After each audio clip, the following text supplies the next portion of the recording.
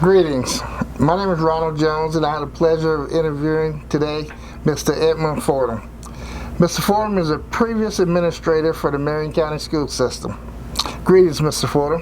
Hi, nice to be here. Tell us a little about your early years here in Marion County, the years leading up to your employment. Well, I'm a native. If you ever heard of Fort McCoy, if you know where Highway 315 intersects 316, I was born about a mile north on 315. That's where I was born, Fort McCoy, Florida. Okay. That's where I grew up. And at the time, we had a little school there, and I had an older brother and sister. And as you know, during that time, segregation was available. We lived only about a couple of miles from the school or less, but when we got, the black school was from 1 to 8, and once you got in 8th grade, Marion County had no high school for blacks at that particular time.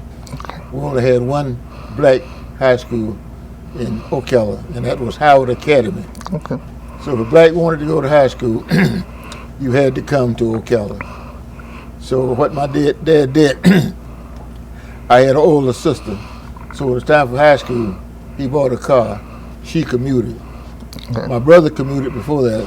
But when he graduated in 1940, he went off to college, and it was time for my sister to come to high school. So she had to drive. And they wanted a man to ride with her, so I had to ride with her. Okay. So I came to Howard in 8th grade, and I stayed there. After she graduated, then I had to live with a roommate, to get a room and live in Ocala for my last 3 years, 10th, 11th, and 12th grades. But after graduation, I too went off to college. But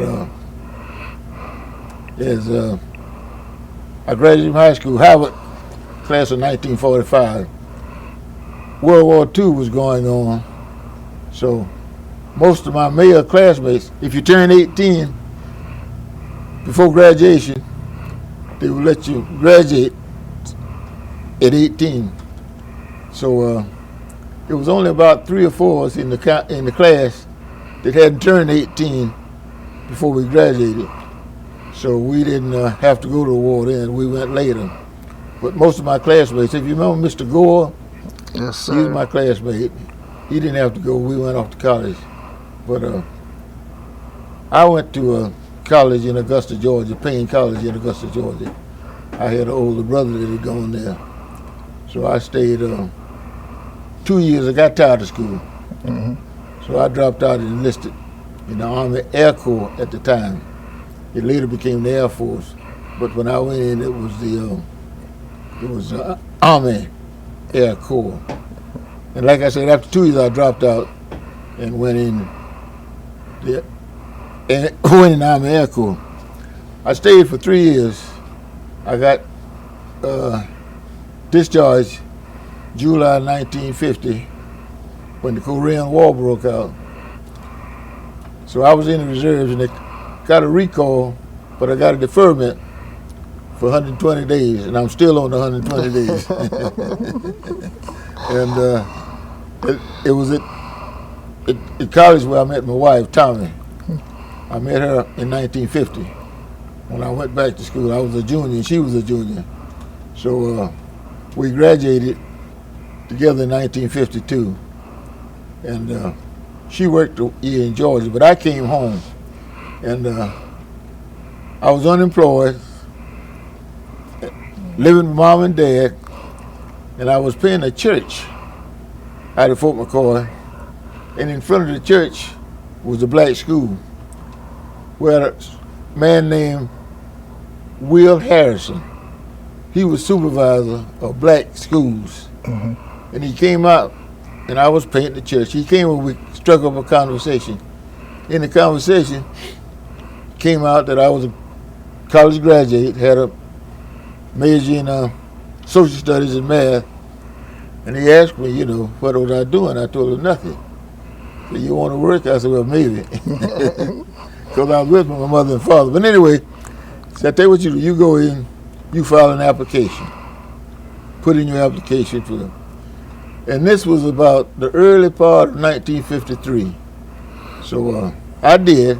I came over, put in an application, and I forgot about it. So I said, well, I'm leave Ocala. I'm going to Miami. I went down to Miami. I hadn't been there a month. He came out to Fort McCoy looking for me. Mr. Harrison did.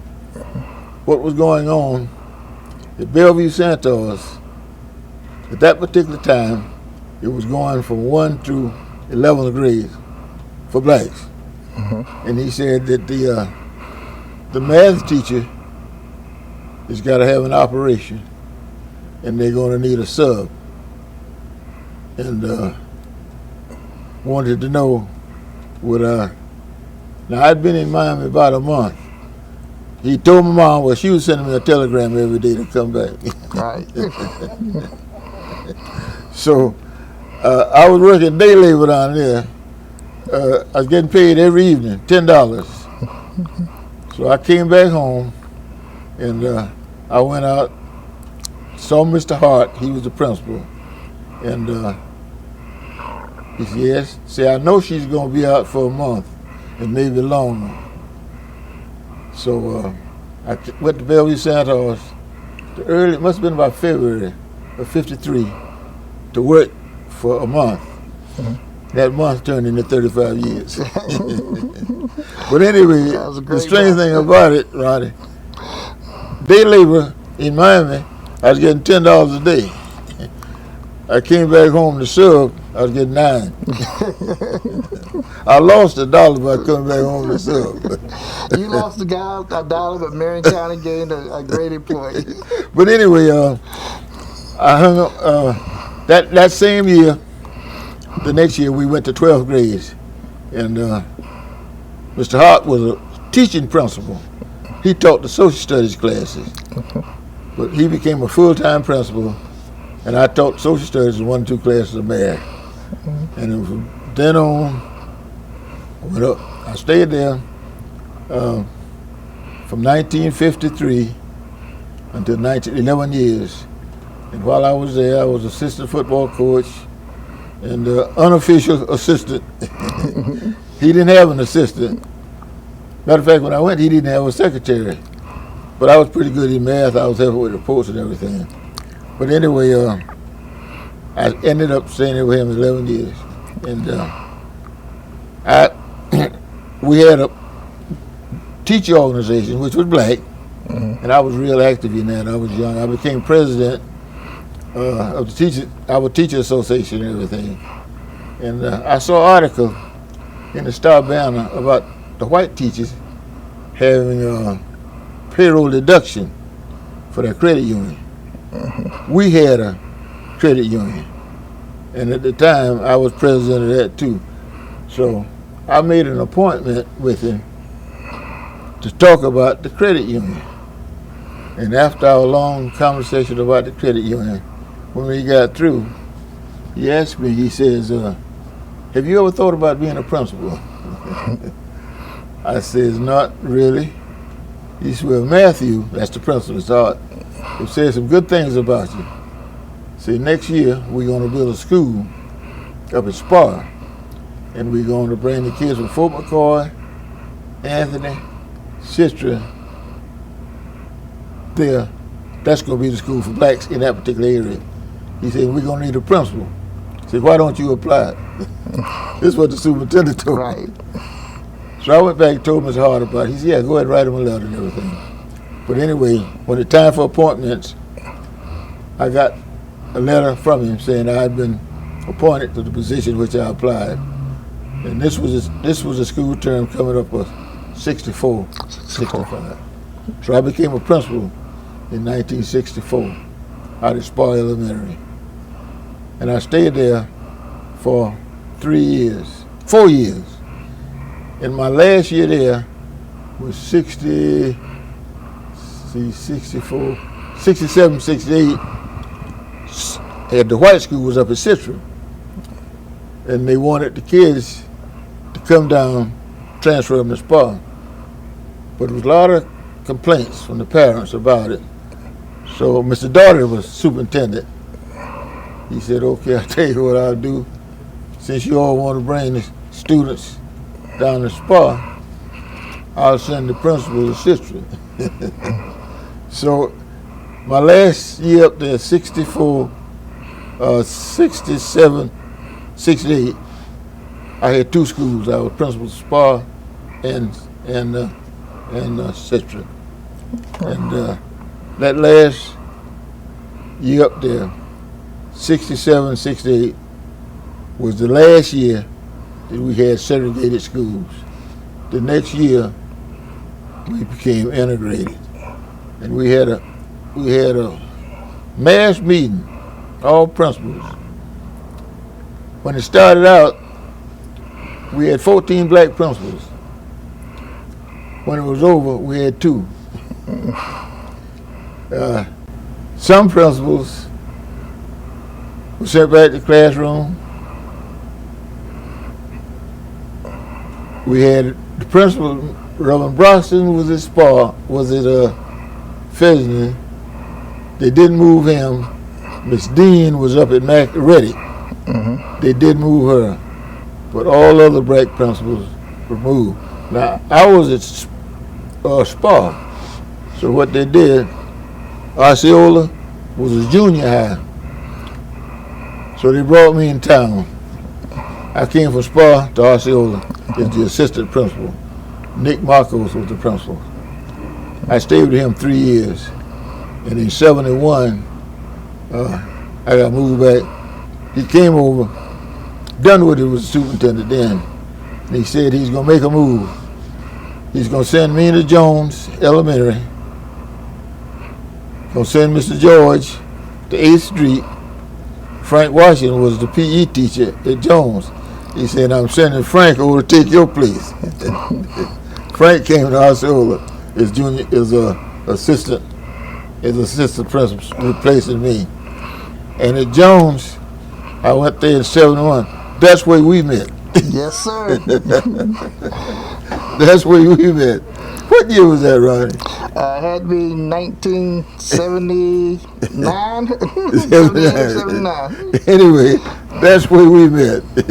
We met at Jones, and after Jones, Rogers became superintendent, and he came over, and he told me to make some changes. He said, well, they're having some problems down at Dunellen, and I think you can solve them. But see, Dunellen had been the laughing stock of principals. See, well, when you get through, he'll send you to Dunellen. I said, damn, all the place, Dunellen. But I started not to go, because at that particular time, I had retirement. I could have retired. But everybody told me, said, no, go ahead on. But that's where I ended up. I stayed at Dunellen 5 years. But sometimes we think things are detrimental to us, but it can be the best thing. Best thing could have happened to me. See, in this system, when our regents do it, Florida retirement, you get paid for your best 5 years. Right. When I was at Jones, it was a medium-sized school, but Dunellen was a large school. So, send me to Dunellen, quite an increase in salary, plus a full-time assistant. So, but anyway, a young fellow named Donson Harris, he called me a couple of days ago. Anyway, he became my assistant. But I stayed down there 5 years, and in 1988, I retired.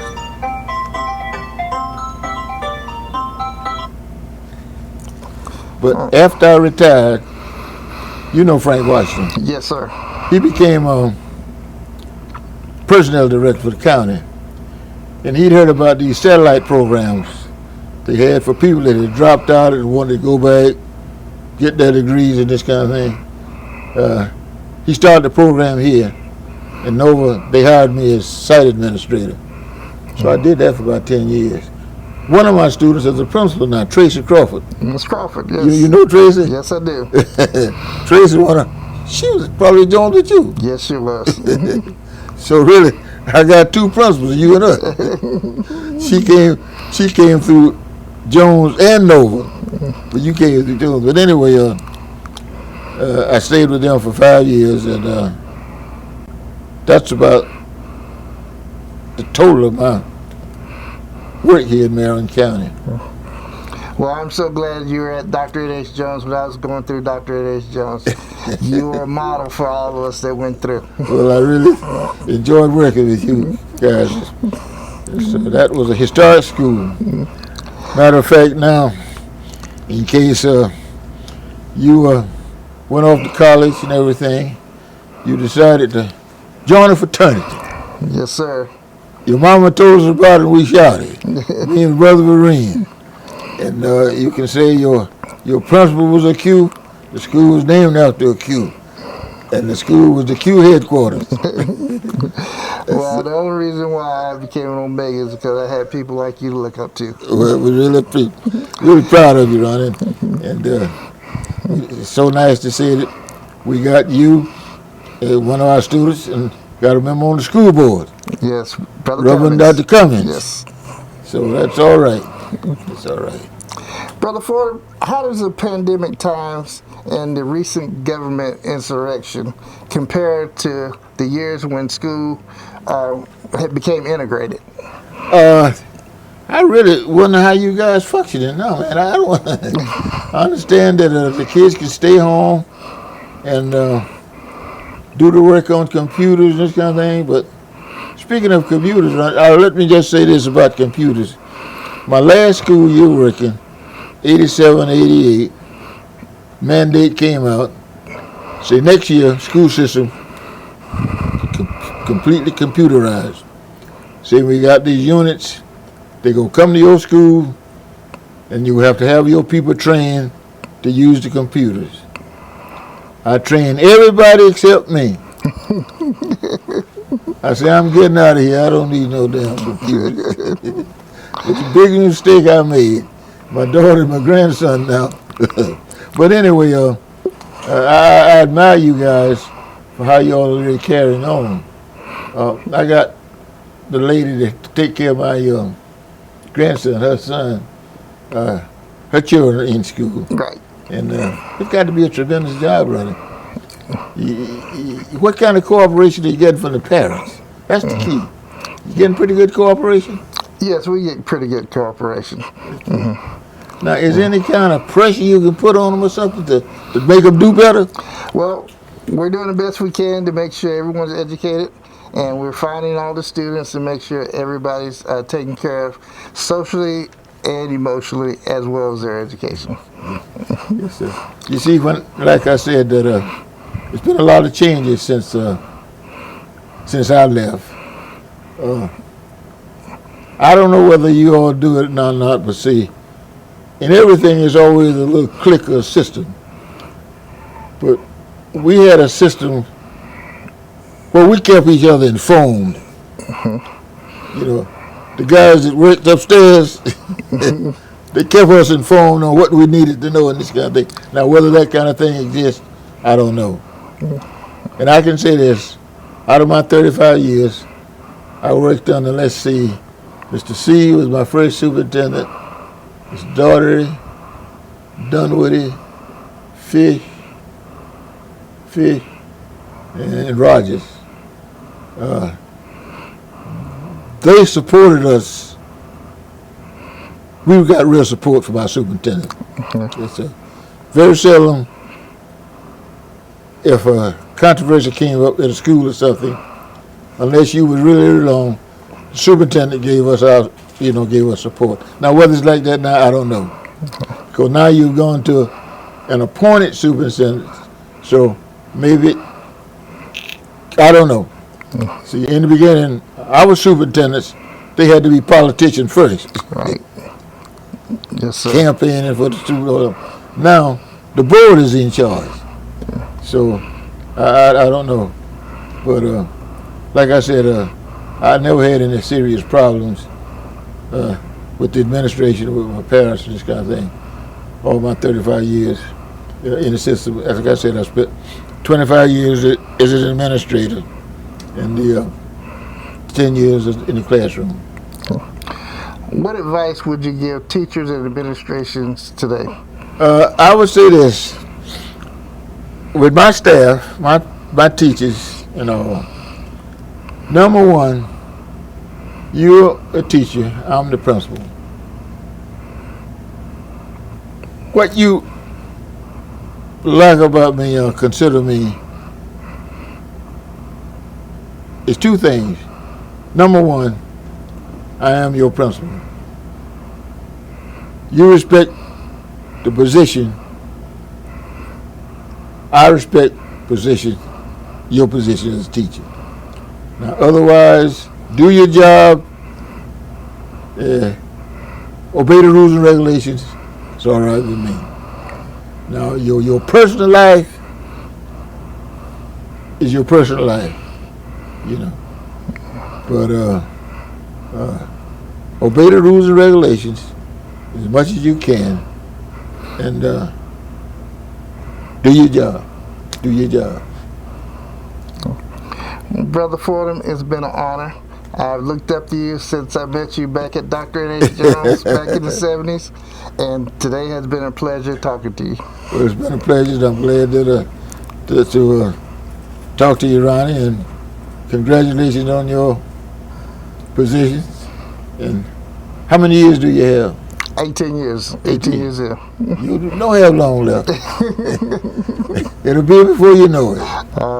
But like I say, be able to adjust to the changes and whatnot, and obey the rules and regulations. And number one, be prepared. Anything that you can do to improve yourself professionally, this kind of thing, attend professional meetings, professional materials and this kind of thing. In other words, be able to compete. I was very fortunate. I mean, years ago, they came out with a system. All the teachers had to take the National Teachers Examination. It was aimed at minorities. So different things are going to come through where you're going to have to be able to compete. So stay abreast of the time.